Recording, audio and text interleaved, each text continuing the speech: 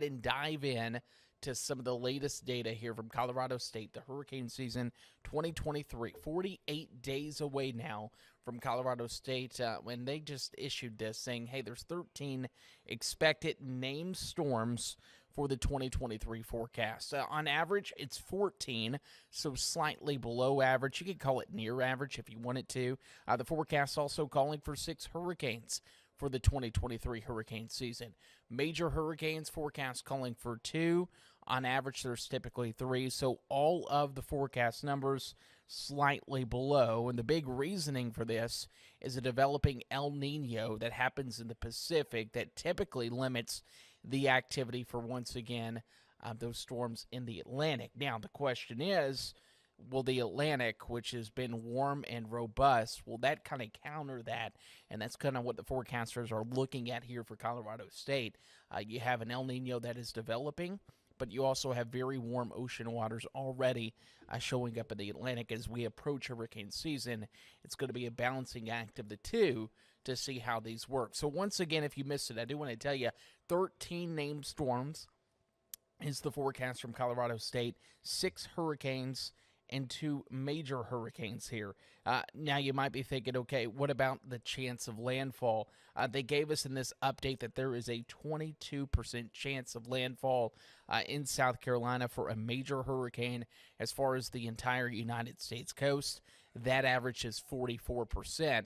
Some of those names that you're going to hear from us are going to be some of these. We have Arlene, we have Brett, we have Cindy, we have Don, we have Emily. Some of the first few names that we'll start to see here as we approach hurricane season. Once again, 48 days away.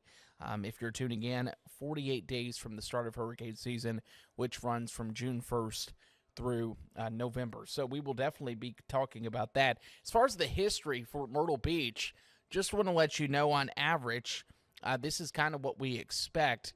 As we approach hurricane season, on average, a tropical storm or hurricane passes within 50 miles of Myrtle Beach every 2 years.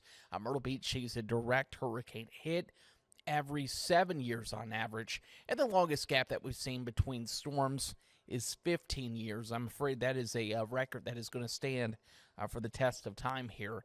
1965 to 1980, we did not have any storms.